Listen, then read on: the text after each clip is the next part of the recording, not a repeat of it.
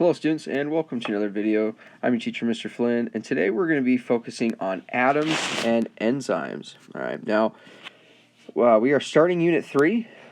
We are going to be focusing on biochemistry. We're taking a break from ecology and we're now going into the atomic and microscopic worlds of biology.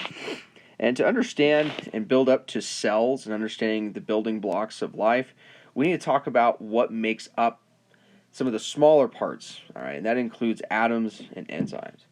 All right, now I need you to start off by watching this video on lactose intolerance, all right, everything you need to know.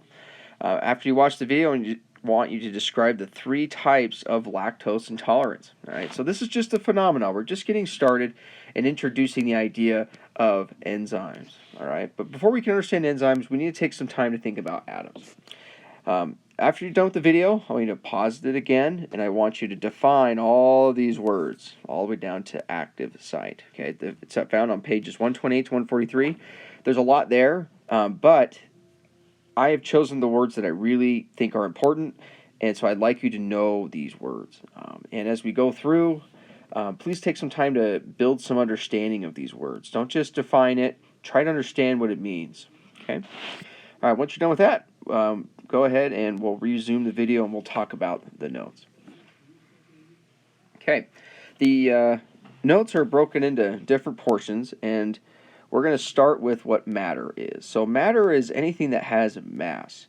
It's something that you can physically feel and hold. It's like your book, the pen you're holding, etc. Now, everything that you can physically feel and hold is made of matter, and it's made of atoms. So matter, okay, is built by atoms. So this is like I just found a circle and divided into 4 squares.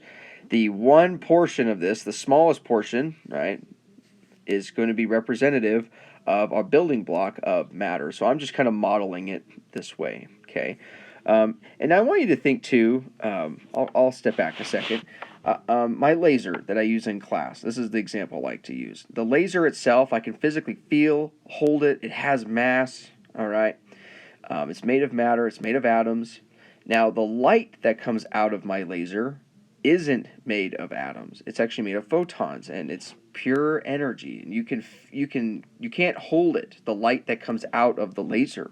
So the universe is broken into 2 categories. We have things that we can physically feel and hold called matter, and things that influence matter that we can't hold, and that's like energy. Like if I held that laser up long enough on my hand, it would start to get warmer and warmer. Well, the energy is influencing the matter. So if we look at the world around us, we can classify it as energy or matter. And in this class, we're going to focus more heavily on the matter portion. If you want to know more about the energy portion, go take physics. We do talk about it briefly in chemistry, but physics is where we talk about the energy portion and how it influences matter. Okay, but we're just going to look at the matter part of the universe. Okay, and matter is made up of atoms, and these atoms come in different varieties. Like if you go to the ice cream store and there's all these different types of ice cream, well, that's what elements are. Elements are like the flavors of ice cream, right? We have like carbon and sodium and chlorine, oxygen, fluorine. We have all these different types of flavors of atoms. And these atoms can be broken down into 2 different forms, right? We can have the written out name, carbon, or we can have the chemical symbol of just a C, right? We could have hydrogen, or we could just write it as H, right? The chemical symbol. All right. So it's kind of the shorthand version. All right. So this is kind of like the idea between matter, atoms, elements, and chemical symbols.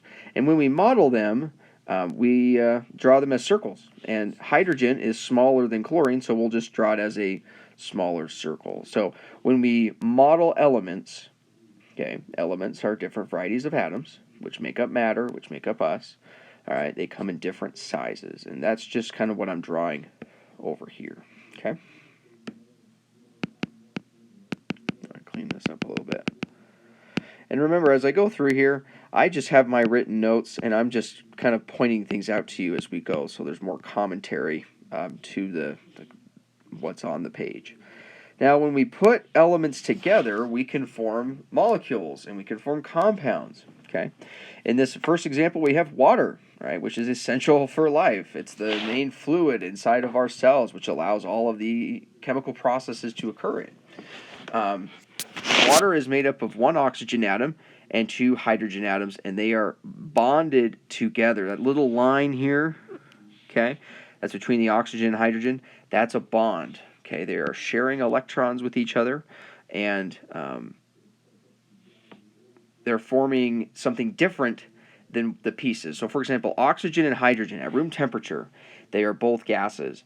But when you combine them and form something like water, they form an entirely new substance, which is liquid, right? It has a high heat capacity. It's got all these characteristics, etc. Okay, oxygen can bond to itself and actually have two oxygens. All right. And it actually forms a double bond. And then we have nitrogen, which forms three bonds. And if you think about it, the more bonds there are, the stronger the bond. So nitrogen takes a lot more energy to break this apart than it does to break oxygen apart. Is this making sense? So as you go through here from water, oxygen, nitrogen, the amount of bonds that it has determines how strong and it's held together. Okay? All right, so that's just kind of like an easy breakdown of like what atoms are compared to what a molecule is, okay? Now, chemical reactions, all right, are broken into two parts. So part one is the reactants and part two is the products. So for example, we have a sugar, and this sugar is called glucose.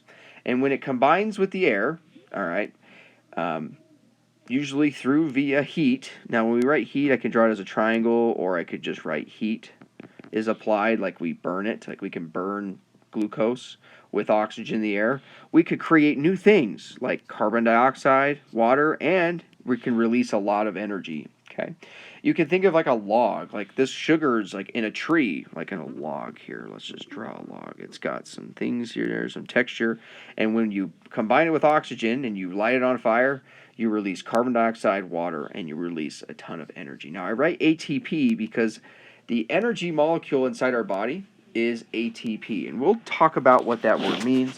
But what's going on is we have a before and after. Okay? So before the reaction and then after the reaction, we have reactants and they turn into products. They turn into entirely new things. And we have to think about the conservation of matter. Atoms are not destroyed in chemical reactions. Rather, the atoms are just rearranged. For example, the oxygens here are now part of carbon dioxide and they're part of the water molecule. The hydrogen combines to form water. The carbon forms carbon dioxide. And you can kind of see how they're reshuffled around. The entire year of chemistry is focused on building an understanding of this entire process. In this example, it's respiration. So, for example, you breathing in and out, right? You're breathing in this oxygen, and the sugars that you ate for lunch combine, and you actually do combustion inside your body, and you produce water and carbon dioxide and the energy necessary for your survival, right? To power all of your functions. So, when it comes to chemical reactions, we have the before and after. Atoms are just simply rearranged. And in some examples, like photosynthesis and cellular respiration, we're going to spend a whole chapter talking about just this equation and the photosynthesis equation. So we will come back to this, but the idea is before and after, atoms are rearranged. So just understanding these basic principles. Okay, and then here we have an, energy in reactions. Let me just erase some of this so it's a little out of my way. Okay, to lower the activation energy in a chemical reaction. So, for example, if no enzyme is present, it requires a great deal of energy to get it started, to get that chemical process started. It could be for anything, right? There's all kinds of processes within our body that we undergo for just metabolism to brain function to all these different processes in our body. They all use enzymes, and if we don't have enzymes there, the amount of energy to get these reactions started, it's pretty intense. It's high. And to lower that energy, to make it smaller, we have an enzyme present to kind of get that reaction going. Okay. In chemistry, we call it a catalyst. It makes it easier for the reaction to occur. All right, so that's kind of what the purpose of enzymes are, is just to lower the energy and make it easier for reactions to happen within our body. Okay. All right, and here's an example of an enzyme. So we have an enzyme down here, all right, and we have a substrate. Now this substrate is just a chemical compound. Okay, now this chemical compound of atoms, they interact with our enzyme, so we call it the enzyme substrate complex because it's two things combined. All right, and then after the enzyme substrate complex goes through its chemical process, it actually breaks them apart. So this is now the enzyme product complex, because this is the product. This is after the chemical reaction has occurred. Now we've separated, all right, our compound. And so the purpose of this enzyme was to break things apart.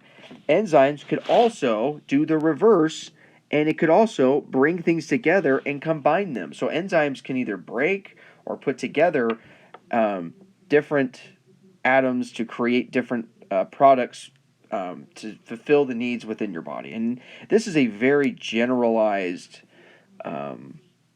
idea, right, of breaking and building these molecules within our body. So the idea of enzymes is that they are there to lower the activation energy and to make it happen in order to either break or put together large molecules within our body.